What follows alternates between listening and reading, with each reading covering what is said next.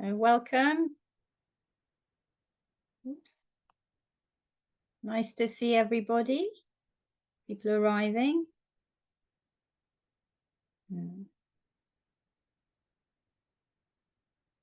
Lovely.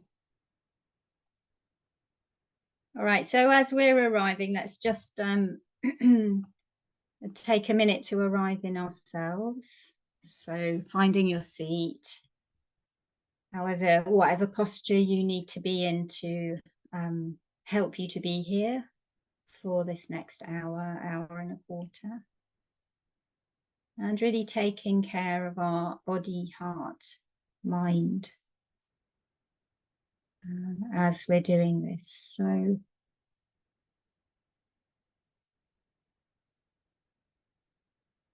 like for me, after more than 30 years of meditation, always this moment of grounding and settling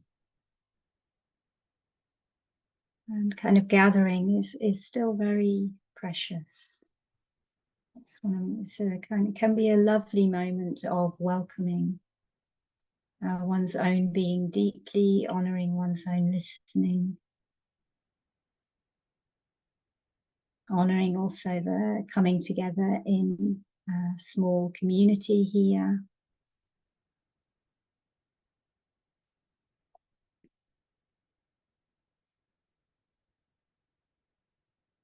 And to explore,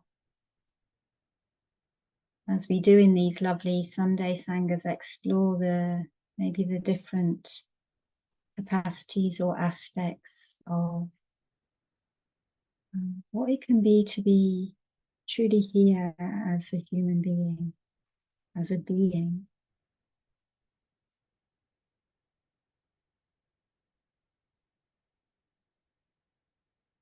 What we can open our own heart to and what we can bring also into this world.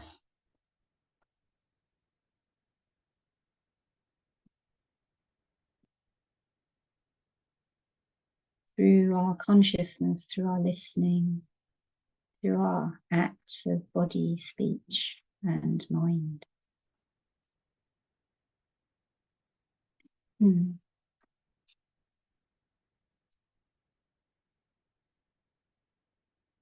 So really welcome everybody. Lovely as ever to see familiar faces. And also deeply welcome to anyone I haven't met, anyone who hasn't been to one of these Sunday Sanghas before with Sacred Mountain Sangha. And for anyone who hasn't been before, just to say that we have an hour together, and in that time we'll do some chanting and a guided meditation, and also I'll give some reflections this week around kind of the deepening vision of what dana, generosity, can bring us.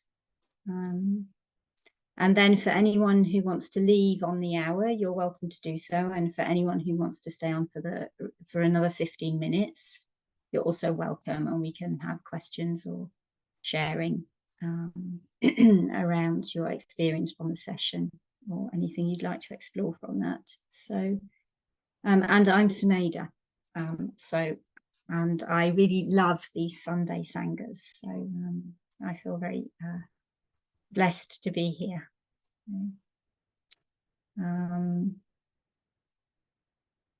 So maybe let's start with some chanting. Thank you. So Michael's put in the chat the chanting booklet, and he'll also share screen. And yes, I should mention that I live off-grid in the forest. So if my internet drops, I apologize. I'll be back immediately. And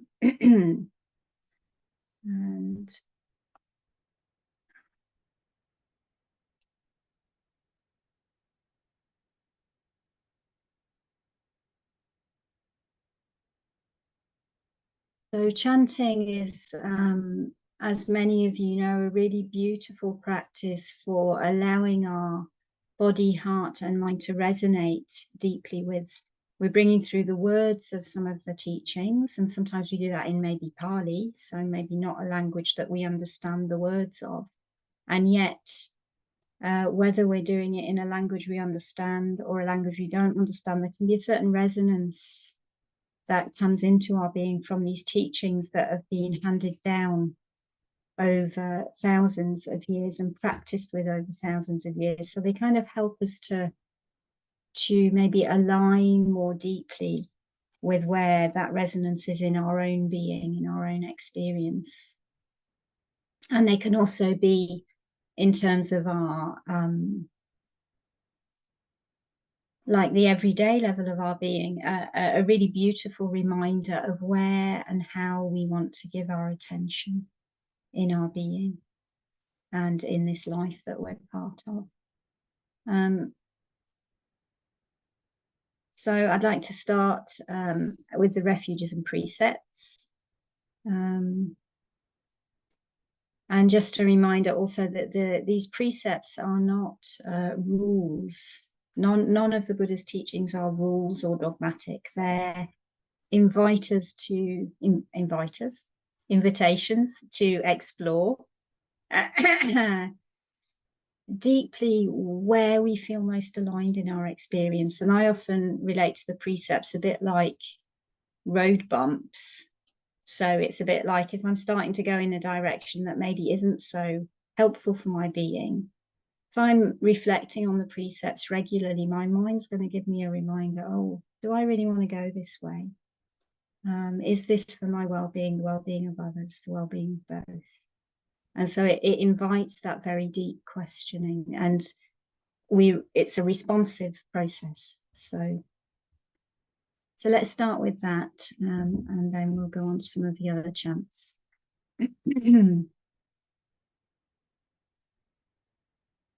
Namo tassa bhagavato arahato sammasambuddhassa. Namo tassa bhagavato arahato sammasambuddhassa.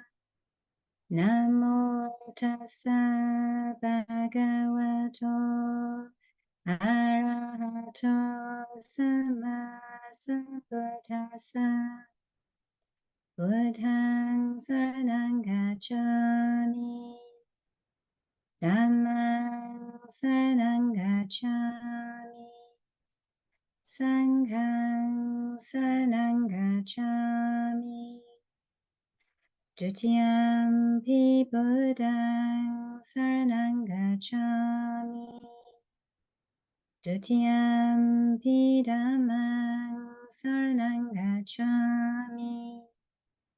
Dutiyampi Sanghang saranang gacchāmi. Tatiyampi Buddhaṃ saranang gacchāmi. Tatiyampi Dhammang saranang gacchāmi. Tatiyampi Sanghang saranang gacchāmi.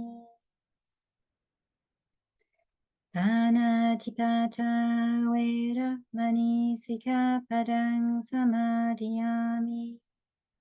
I undertake the training to refrain from intentionally taking life. Adinadana Veramani Sikkhapadang Samadhiyami. I undertake the training to refrain from taking that which is not given. Kame sumicchara veramani sikkhapadang samadhiyami. I undertake the training to refrain from misuse of sexuality and the senses. Musawada veramani sikkhapadang samadhiyami. I undertake the training to refrain from speech that is false, divisive, harsh, and meaningless. Surameraya majjapamadhatthana veramani sikkhapadang samadhiyami. I undertake the training to refrain from intoxication which leads to carelessness. And then I thought we could go to the highest blessings chant, the Mangala Sutta, which is on page 5.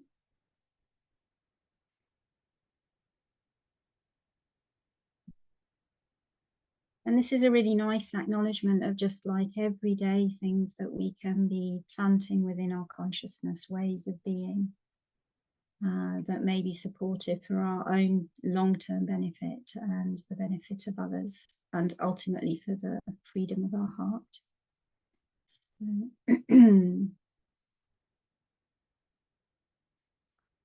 thus have I heard that the Blessed One was staying at Savatthi, residing at the Jeta's Grove in Anathapindika's park. Then in the dark of the night a radiant Deva illuminated all Jeta's Grove. She bowed down low before the Blessed One. Then standing to one side, she said, Devas are concerned for happiness and ever long for peace.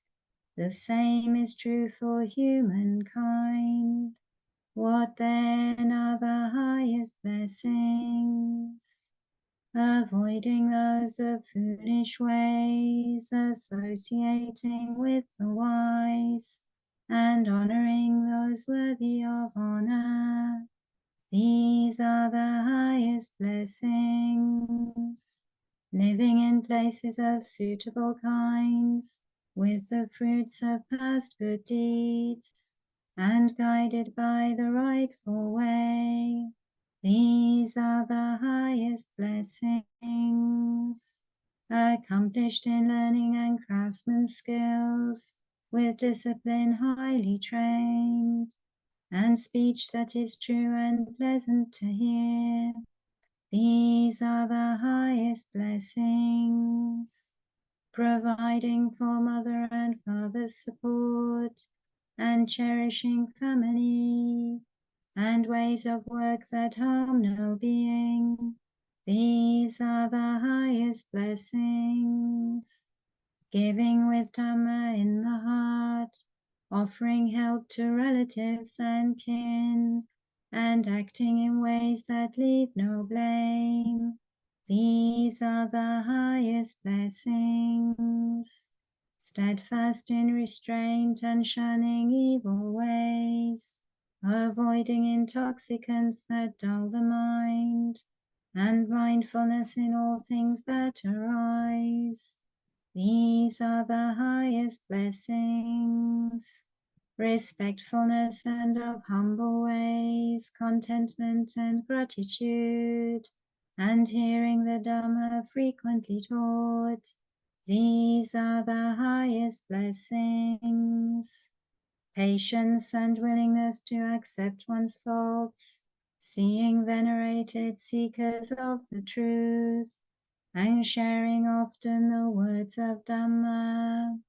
These are the highest blessings.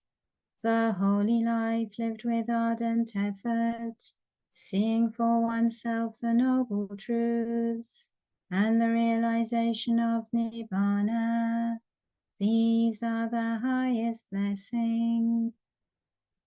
Although involved in worldly ways, unshaken the mind remains, and beyond all sorrow, spotless, secure.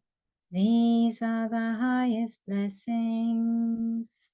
They who live by following this path know victory wherever they go, and every place for them is safe. These are the highest blessings.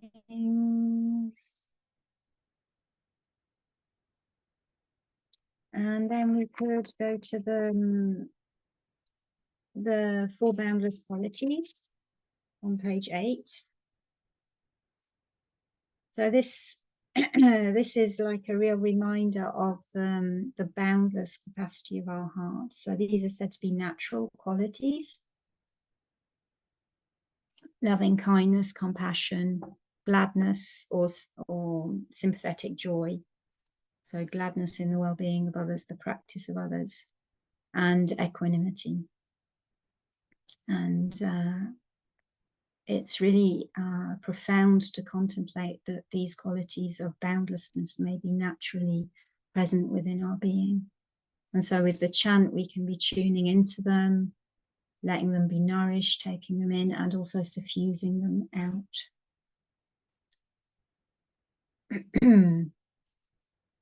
I will abide, pervading 1/4, with a heart imbued with loving kindness. Likewise the second, likewise the third, likewise the fourth. So above and below, around and everywhere, and to all as to myself. I will abide, pervading the all-encompassing world, with a heart imbued with loving kindness, abundant, exalted, immeasurable, without hostility and without ill will.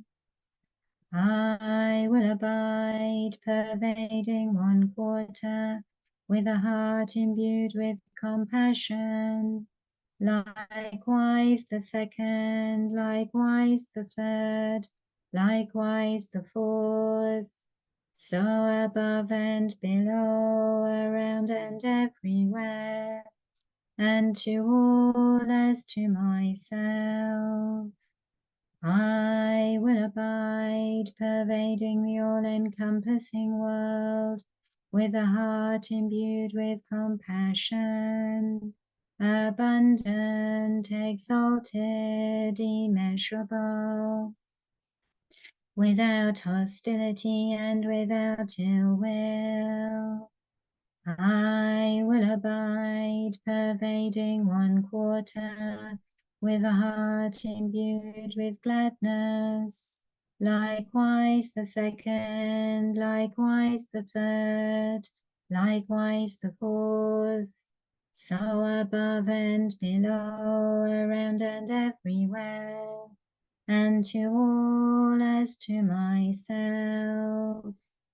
I will abide, pervading the all-encompassing world, with a heart imbued with gladness, abundant, exalted, immeasurable, without hostility and without ill will. I will abide, pervading 1/4, with a heart imbued with equanimity. Likewise the second, likewise the third, likewise the fourth. So above and below, around and everywhere, and to all as to myself. I will abide, pervading the all-encompassing world, with a heart imbued with equanimity, abundant, exalted, immeasurable, without hostility and without ill will.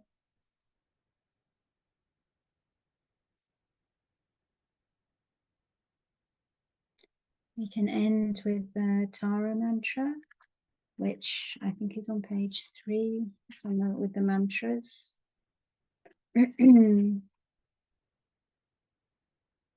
Thank you, Michael. And the trance is number 4, and homage to Tara, compassion expressed as enlightened activity.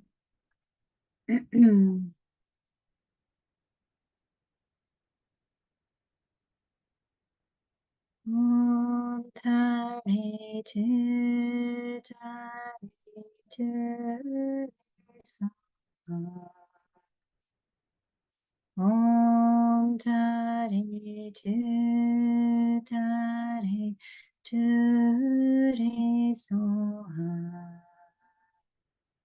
Om Tari Tu Tari tu re soha. Om tare tu re soha. Om tare tu re soha. Om tare tu re soha. Om tare tu re soha. Om tare tu re soha.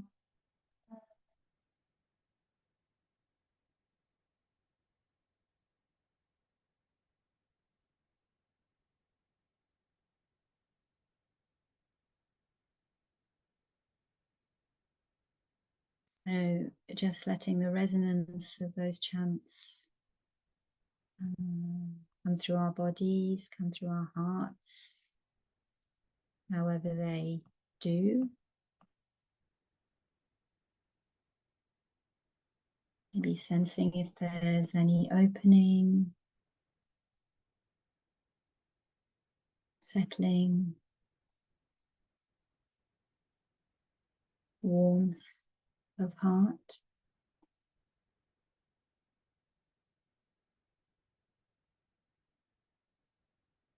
If there's any sense of support from tuning into and invoking these energies,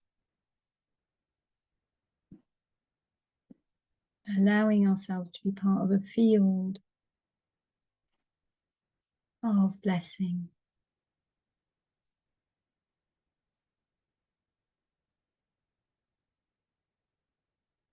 That has been cultivated over millennia. These practices of listening, of deepening,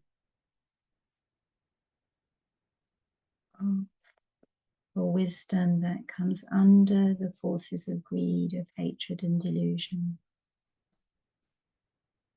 and helps us to align more deeply in our heart.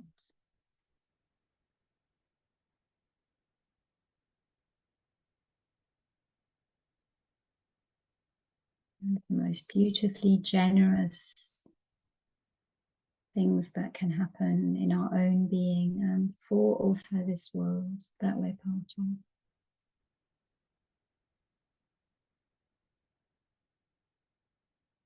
The transformations that can help to bring through.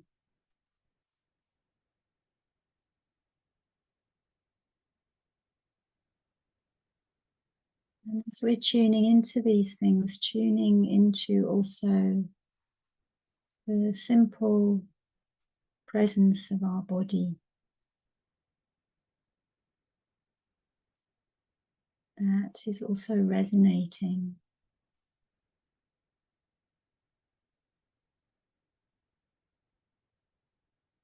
As we sit, each one of us connected and yet particular in our being, unique in our gifts, in our experience.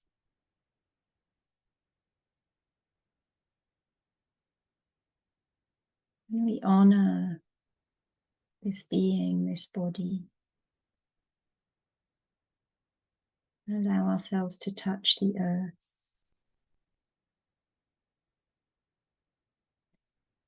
And feel the support of the earth underneath us, this earth which nourishes us, which holds us, which is so much part of our being.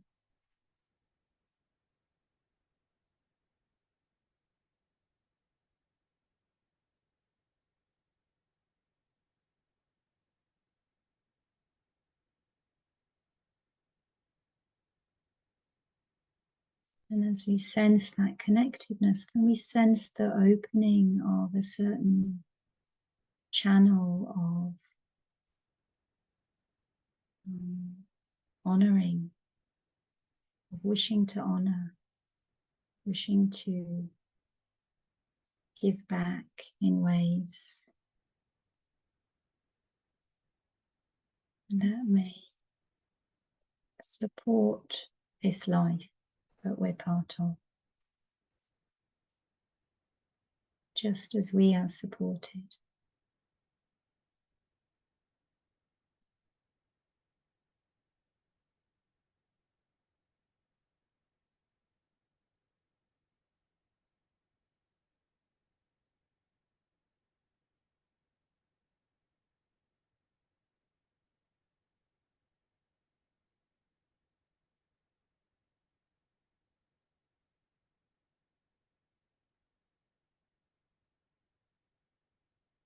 What does it feel like to notice that we're connected and supported with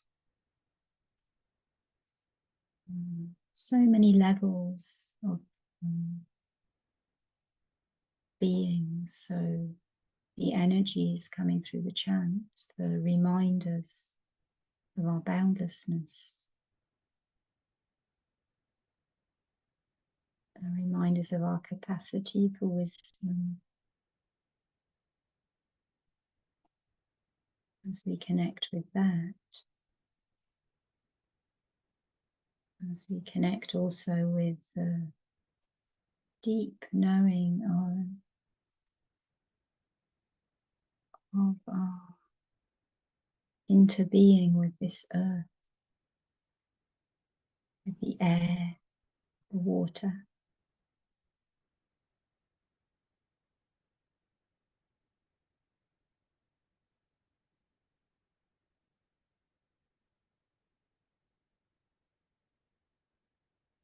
We tune into with our listening attention. If we give attention to how supported we are with each breath,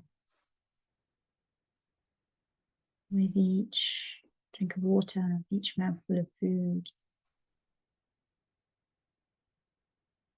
not in a tight way, but we take in how our life is supported and interwoven with the life around us.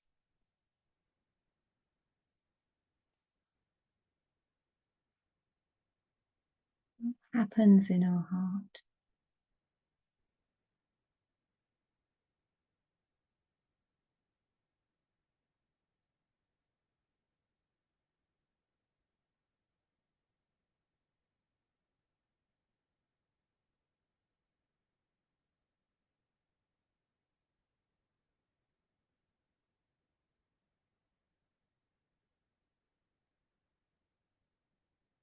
For me, there's both gratitude and a sense of how can I honor this?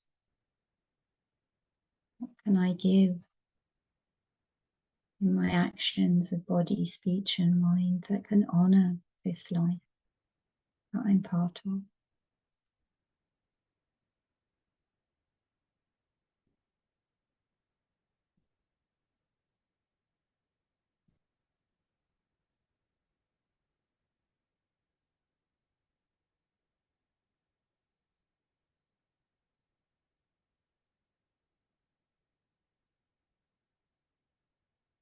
We ourselves just take some time, give ourselves some time, some listening, to let ourselves attend in this way and see what moves within and see what the heart's response is.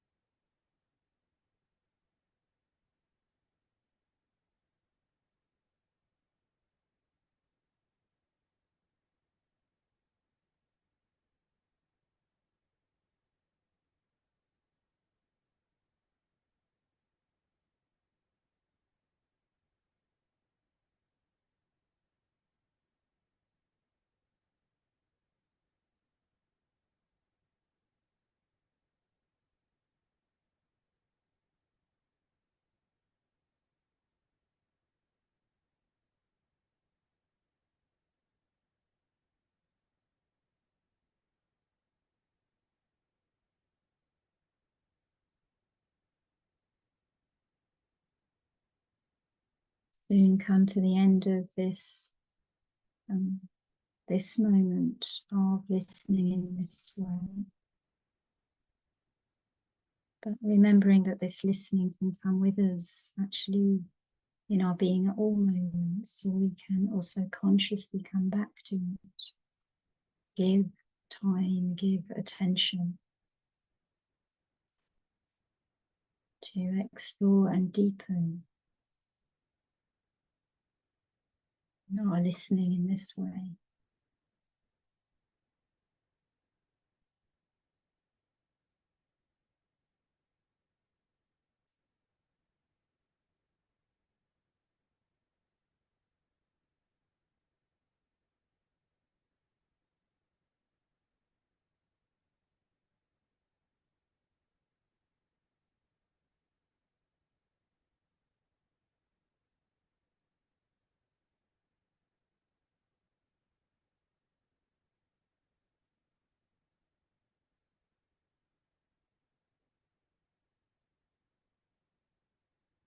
We can end there.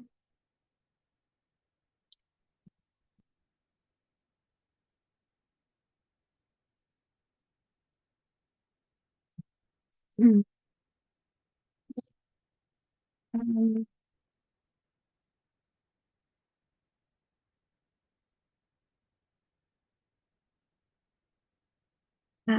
as you may have seen from the send out this week, I wanted to explore. I know Guru explored the theme of dana, practices dana, a few weeks ago, and made some very beautiful, gave us some very beautiful reminders. And when I was thinking about this Sunday, generosity has been a theme in my mind for quite a long time, and I got very excited about it. And I was like, okay, so let's go more into it. And at the same time as I really want to honor what Guru has offered. So yeah, there is something about dana for me. So generosity as a practice and as something, it's almost like it's something that helps to shift very profoundly the quality of our being.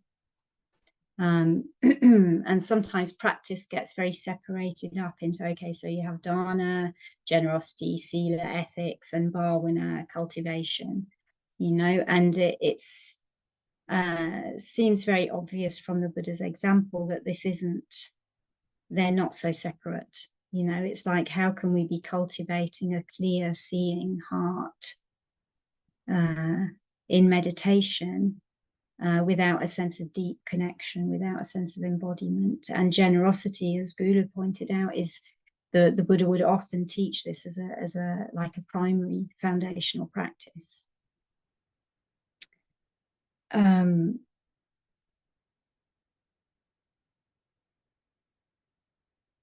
And I think there's many reasons for this. So as Gulu pointed out, it brings us a wholesome. When we're generous, we can tune into, there's a certain wholesome energy. It's uplifting.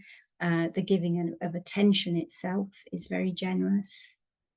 It can be a motivator for the practice of integrity. So the precepts and the contemplation of how do I want to be aligning. And it's relational. It changes the quality of interaction. So all of these for me are like really, really crucial points. And I just wanted to deepen really so some of those. And so in the outline that Michael sent out, he wrote, what is the place of dana or generosity in our ever evolving sense of life and practice? And I'm like, wow, great question. That's a great question. So and something that came to my mind is I have a lovely book called Love Poems from God by Daniel Ladinsky, and it's like 12 mystical poets. And And one of the poems is by Hafiz, and it says something like, how did the rose ever open its heart and show to the world all of its beauty? So this great generosity.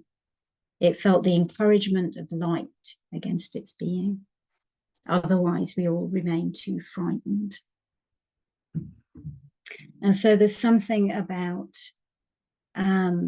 generosity which helps us clearly to open the heart. So often we think of generosity or dana as, I mean, in modern Dharma circles, we often hear about it in terms of financial dana, financial support, material offering for the teachings, which is one part of dana, and it's really important. And I'll say a bit more about that later. But there's also the dana of the teachings themselves, the gift of truth, and there's the gift of fearlessness in terms of the precepts. So these are all forms of dana. And in all of those, we're both doing something with our being, and we're also opening our heart. There's a sense of fundamental connectedness that I think is one of the really primary things that dana can do for us, generosity can do for us. And so it opens us to a sense of community. The world is bigger than me. And, and when we talk about the boundless qualities like sympathetic joy as well, it's that reminder there's enough for everybody at some level. We can give and not be afraid at some level, or we can be happy for others' well-being, and we can not be afraid. And I was listening to a video by Tenzin Palmo, and she was saying, if we spend our whole life just trying to make ourselves happy, we become pretty desperate, don't we?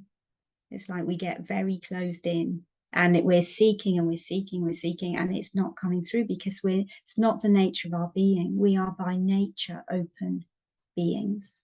We are by nature interdependent. And there's something about generosity as a cultivation of heart that helps for me to honor this openness and this interdependence of our being. And it's a two-way flow. It's like, so we think of generosity, somehow we're giving, but actually we're receiving. They're not so separate. We're recognizing that we're part of that cycle somehow. So in this, I think there is, in the ever-evolving sense of our life and practice, I think part of the contemplation of generosity is coming to our own integrity as well. It helps us to tune into our own being. What is it what is it that I want to give in this world? What is it that I want to align with? And when I'm aligned with that, how do I want to relate, say? So we come into our integrity, and we're also at the same time acknowledging our deep interconnectedness. So we start to honor what we're given. So for me, I lived as many as you know, I lived as a monastic I lived in a monastery for 12 years. And for 2 of those years, I was librarian. And for 10, I was novice and nun. And, the life in the monastery, it was very explicitly dependent on dana. So the food that was offered, the shelter that was offered, all of it was offered. And there was a strong emphasis on recognizing that. And for me, what that did, it was like it really helped me to realize my life is not only my own. People don't turn up and feed me, I'm going to die pretty quickly, and somebody said at one point, after 7 years, apparently our cells renew after 7 years. So after 7 years, my whole body is made of things that people have given me, is made of dana. So that starts to shift the sense of who am I, my little life, my priorities. It's like, and actually many of the practices the Buddha taught, so like also the elements practice, as we start to contemplate our interdependence with the earth, they're for me part of this deepening, shifting focus and recognition we are not inherently separate beings. And when we start to tune into that as part of our evolving sense and life of practice, what does that do to our heart? And what do we naturally want to give from there? So there's this deepening vision of being and community, of giving and receiving. We're recognizing we're receiving a lot of the time, that we're actually constituted of things that are kind of donated to us, given to us, whether we're living as a monastic or not. The earth, the water, the air, the food that we're eating. You know, we may buy it with money, but that's coming from the earth. You know, actually our human system of money is very dissociated from some of the realities of where our food comes from. And, you know, so we start to tune into that deeper level. And that's a gift of, so there's the sense of community, Sangha, there's the sense of truthfulness, coming back to a certain truthfulness about life. There is a gift of Dharma. And we're tuning in also to our awakeness. So this is also tuning into Buddha, that which is awake. So generosity is helping us tune into also these deeper refuges in a very real way, bringing them alive. And so then once we start to tune into that, there's this question for me. So what do I want to do with this life? What do I want to give with it in my actions of body, speech, and mind? Or as Mary Oliver so beautifully said, you know, what do I want to do with this one wild and precious life? And this means that actually this contemplation of generosity or of dana in our life and practice is actually deepening our wisdom very, very strongly, and our compassion, our sense of insight, our sense of ethics, our sense of who we are, our sense of wishing to act in ways which undercut greed, hatred, and delusion. So that shifts the sense of ethics also. And a shift in priority, we start to really question what is for our long-term benefit. So generosity isn't just like, oh, well, I've got a bit of extra something, I'll give something. For me, it brings us to this very fundamental questioning of what supports the fabric of our life. And as we tune into that, what do we want to give back from there? And it recognizes our openness, it recognizes our capacity for wisdom. And many of you have heard me talking about this very lovely concept that Joanna Macy talks about, which is power with, rather than power over life, which is a very, very different model. And for me, it's inherently tuned in with this realization of our openness as systems, as our interconnectedness as systems, and the natural wish to honor life that supports, that comes from there. So she talks about power with as that which enhances our conscious participation in life. And we do this from a place of recognizing our interconnectedness. And it's that then we're generous. We're generous in our being. Our awareness itself, or this awareness that we have, which can actually hold and start to discern within our own being that which is harmful or that which isn't. As we start to trust in that, that's also generous. It's no longer afraid. Because it realizes it can hold. So it has this quality of generosity also, and of wisdom and of discernment. These come together for me. And I think as we start to relate in this way to life, we become more honest and more willing to give. So I came across this lovely quote by Leonard Cohen a few weeks ago, And I have these memories of my mum singing Bird on a Wire when I was like really young and like really out of tune, you know. And so I got to quite like Leonard Cohen. Anyway, he apparently said, I greet you from the other side of sorrow and despair. With a love so vast and shattered, it will reach you everywhere.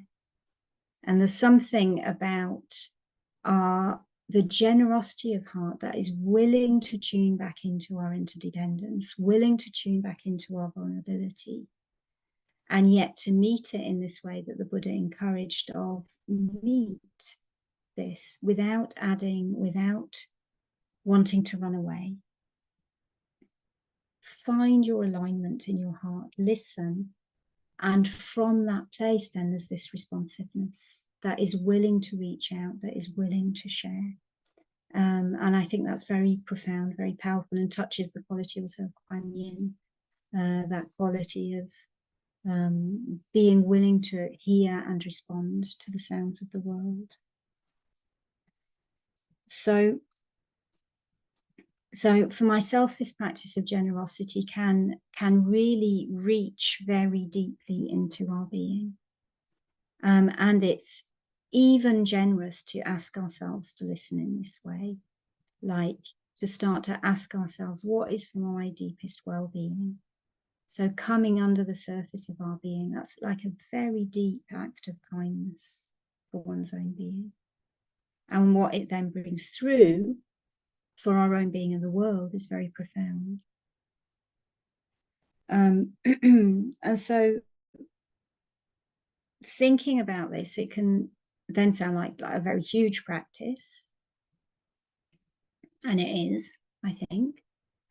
But Michael also put in the introduction to this week, so what does it mean, this, in our daily lives? And what are some of the different ways we can practice dana in how we show up for ourselves and for each other and for the planet?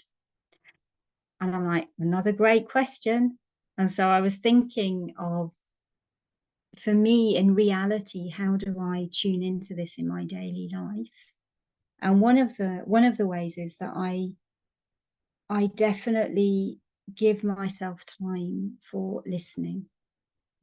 So this is a dana, to give oneself time to listen truthfully in one's heart, which means that we can then give from our being more truthfully in the world. So this is one way in which, like, it's not just like, oh, I need to do my practice. So the name of the book of poems, Carolyn, is Love Poems. I think it's Love Poems from God, and it's Daniel Levinsky. So I'll put that in the chat at the end.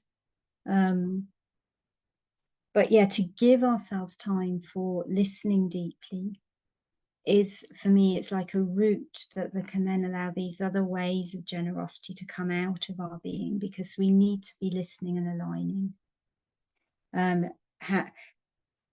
Or like, where do we take refuge? Where are we coming from? What are we nourishing in with our energy? What do we need to nourish? So sometimes silence isn't it, you know, sometimes we need to be tuning into our being sometimes silence is too much, you know. So can we be gentle? Can we choose our posture? Can we maybe do some activity that is soothing, that helps us to align? So this is one way for me that it's a way of tuning into a certain generosity in, like, how am I listening and how am I nourishing my listening?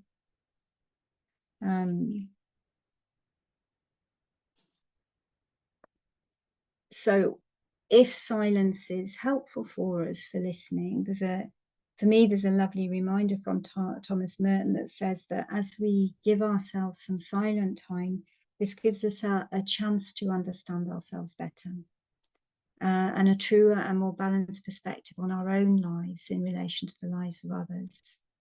Silence can make us whole if we let it. Silence helps draw together the scattered and dissipated energies of a fragmented existence, which I certainly find to be true after a bit of practice with it. It's like at the beginning, it wasn't very easy. And So this is a way of giving to ourselves, to give ourselves opportunity to listen, however that happens for us.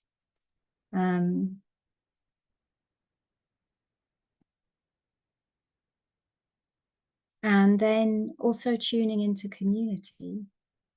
So this sense of, what is the life that I'm part of? So for me, part of generosity practice on a daily level is actually honoring the elements. It's honoring the food that I'm eating. It's honor the water that I'm drinking. And actually in the monastery, again, this would be quite ritualized. So we would eat in silence, and there'd always be a blessing before the meal. And there's something for me about an act of generosity that is about slowing down in our daily activities and giving ourselves time to honor that which we would usually skip over. This is quite a profound act of generosity. And also the sense of offering, so like for me, we offer our attention, as we honor, say, the water we're drinking, or we honor the food that we're eating, or that lovely prayer from Thich Nhat Hanh where he says, our food is the gift of the entire universe.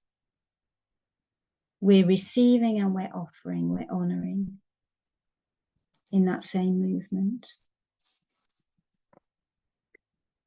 And another way of practicing dana is, for me, really listening with wisdom in our own being. So everything I've said already, this listening with wisdom, how do I deepen and how do I keep aligning to a place where I am not wanting to create harm in this world, not wanting to add to the forces of greed, hatred and delusion. This willingness to contemplate in this way is a profound act of giving. And so reflecting also with the precepts, which are said to be the great dana, as we live in ways that are creating safety for ourselves and others. This is a very great dana and is very needed in this world.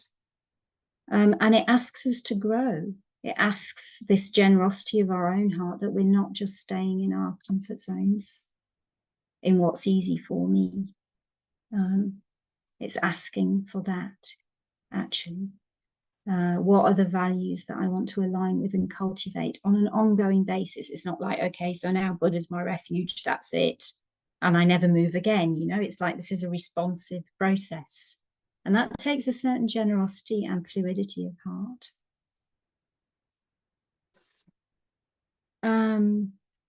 And also there is a practice of dana for me in the realignment with how we relate to material things.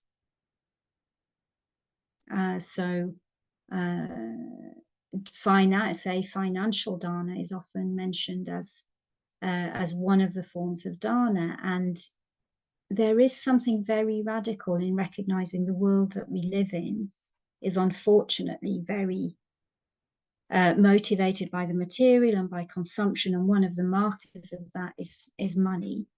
And there can be something very powerful about recognizing the reality of those forces in this world and choosing how we relate to material resources, what we want to support with them, what values do we want to uphold with them, how are we honoring the material resources also that we have. So for me, like again in the monastery, there was this encouragement to live simply. Actually, it was pretty luxurious in, well, at least one of the monasteries that I stayed in.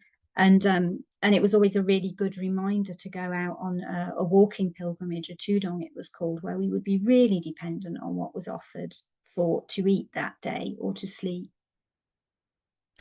And it brought a freshness of reminder and like, oh, I really want to honor this. So we start to refresh our relationship with material things and to deepen it. So rather than just consuming, as our society teaches us to do, we learn to honor and also to direct and to choose, what do I wish to support? What do I wish to honor with our materiality? which is one of the forces in our lives, and it's a very powerful force actually in this world that we're part of. And so this can also lead to renunciation, which can sometimes be part of generosity, because we're learning to give up that which is harmful to us. We look at it in that way. But this is coming from alignment, not from a right, wrong, should, shouldn't kind of thing, or from resistance. And so then I think the last thing I want to say is just that then in the end, this practice of dana to me comes back to, essentially, it comes back to living a bodhisattva path. Because it's like actually our enlightenment is not only for ourselves, because our being is interdependent. So we start to transform how we receive suffering, our own suffering, in a way that, can I receive it with an awareness that is loving enough, generous enough to be able to hold and release that which is harmful? And can I bring that same awareness to this being in this world? And with the suffering of this world, how do I listen in a way that I can not add to harm, to release as much suffering as I can? So yeah, we're out of time, and I feel I've probably said too much, but I hope that gives like some of the sense of like the incredible depth and capacity that the practice of dana can give to us, and also like some of the very simple ways in which we can start to attune and question within our daily life that help us to tune into this deep current. So thank you for your presence, which is a great dana, as you know. And these sessions, they come together because of all of our presence, It's like it's all of us. This is a dana. This is a dana, really. So, and I'll just make a couple of announcements. One of which is that if you want to support Sacred Mountain Sangha with material dana, then Michael is going to put the link in the chat. Which, thank you so much, Michael. And also, I wanted to mention that Tanisra and Kittisaro are leading next in 2025 in March. There's the Being Dharma retreat, and just to mention that applications are now open for that, and Michael has also put the link for that in the chat. It'll be at Big Bear Retreat Centre. So thank you again for your presence. If you wish to leave now, you're very welcome, and if you wish to stay, you're also very welcome. And we've got 15 minutes to discuss or share or have questions.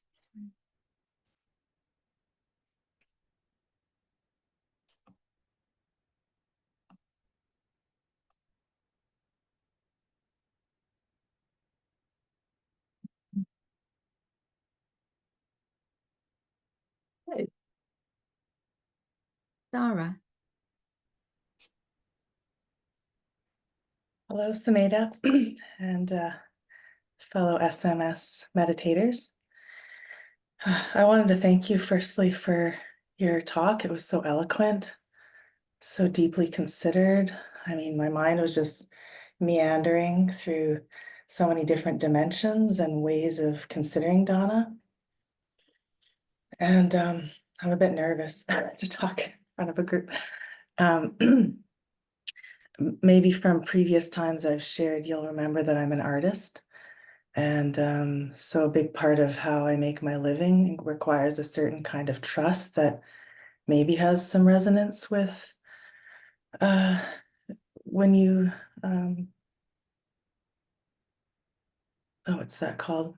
When you're living in a monastery or a nun. So in my daily life, I don't know if I really have a question. I just wanted to share how the idea of dana is manifesting, or I like to say, manifesting in my life. And that is, I'm trying to put my attention on when something feels transactional. And when it feels transactional, to attend to that, to attend to what makes me get constrained and feel scarcity. And so taking actions, like pausing when I feel like I'm about to take an action that's a reaction, that's like an email that isn't really considered, or I'm like craving and striving for something, trying to force something to happen, and sort of wait it out and be kind with myself until, let's say, that passes. And then there's this natural embodied synergy of like, I know my essence knows what it wants to do. And oftentimes then that co-creation of my needs being met will happen. I'm definitely not an expert at this, but it's just something that I'm thinking about and trying to practice.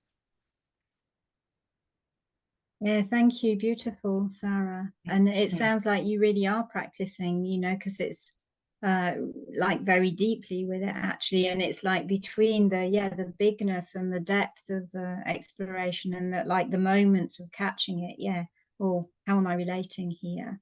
And you know, and sometimes we need to, you know, we need to also have enough to eat, and you know, it's like that is a consideration, but how do we hold that in balance so it's not just coming from, we're not just coming from that place only, Mm-hmm.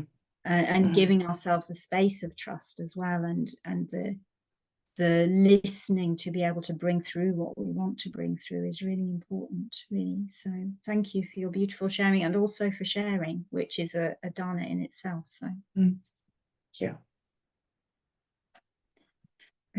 So Carolyn. Thank you, Sumedha.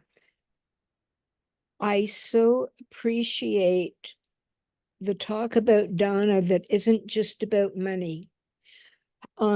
I used to see a retreat, the subject was dana, and I wouldn't go because it would be somebody asking for money that I didn't have and I could run out of before I die. So it's the way you explain things. I came today, even though it was about dana, because it was by you, and you're good for my nerves. And I just, you know, I want to thank you for that. And as I gain more faith, I guess, the little bits that I feel monetarily I can give have increased, not much. And my daughter knows that when I die, if there is money, that it goes, some goes to use, you know, and other teachers I so appreciate. So, but yeah, just the talk on how dana just isn't only money. So Thank you, Carolyn. Yeah, it is really, really important because, you know, for me there is the part of there's something about actually even the financial part of dana can be countercultural, you know, because it's not just like, well, you pay this and you get that, you know, which it can be a difficult practice, because then it's like, well, what do I want to give? How do I give? Who do I give to? You know, it's like, somebody tell me these things, you know, but actually that it can be a deep contemplation, and it's bringing oneself back to one's own integrity. So really important, actually, what you're saying, Carolyn. And also really important that that is only one part of a vast picture, which for me is this question of like, what are we wanting to align with, and what do we want to, how do we want to honor that in all the ways of our lives, in all the energies of our lives, our chanting, our body, our actions, our ways of thinking, everything, you know. So really important. So I'm really glad that it's helpful. Yeah. Thank you. Sarah. Thank you, Sumedha. Just wanted to follow on really briefly to what my fellow Sarah mentioned about transactional relationships. And I really loved your use of honoring in the meditation and then throughout the talk, because it seems like sometimes that, because of the transactional nature of our culture, it's like we receive something and then it feels like there's a debt to be paid. And that has such a different energetic aspect to it than we're giving as a way of honoring what we've received rather than as a debt that we owe. So thank you for that. And then I had a question just kind of in general about the gift of fearlessness. I received a teaching in a dream recently that seemed to be about the gift of fearlessness, but I don't know. It seems like there's so many aspects to that, and I'd just be curious to hear you riff on that aspect of Donna briefly. Thank you. Yeah, thank you. Yeah. So yeah, the gift of fearlessness. I have a lovely Buddha that somebody gave me actually from India, and it's a standing Buddha with very gentle, very, very gentle features. And he's making this gesture, which is like the gesture of fearlessness. And there's something about,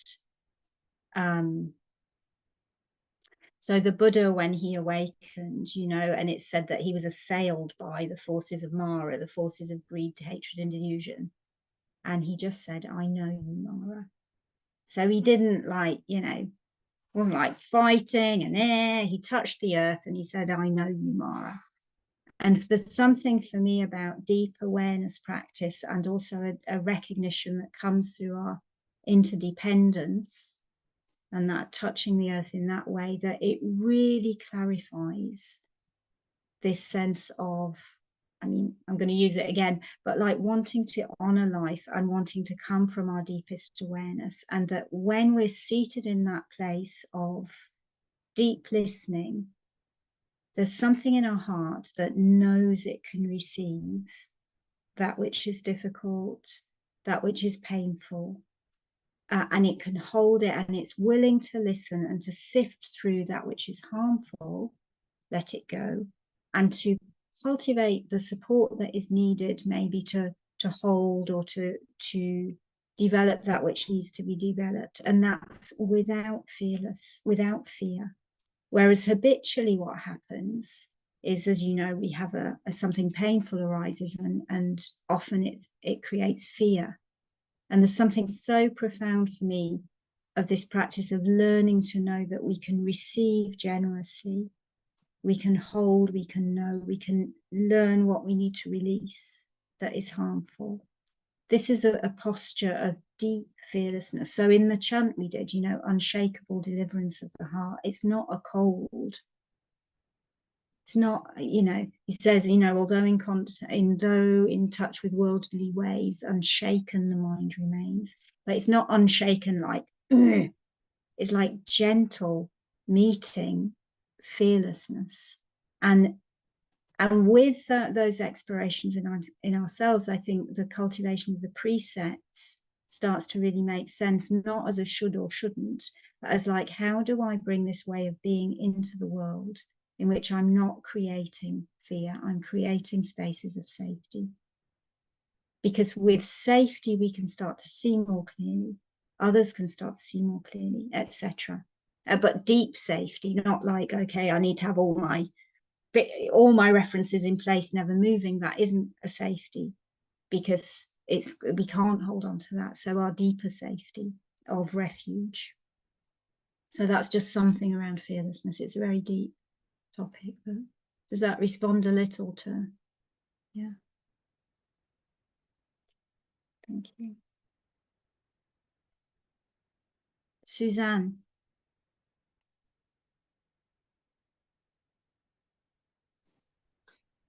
Sumedha, thank you so much for not only who you are, but how you so beautifully articulate the Dhamma.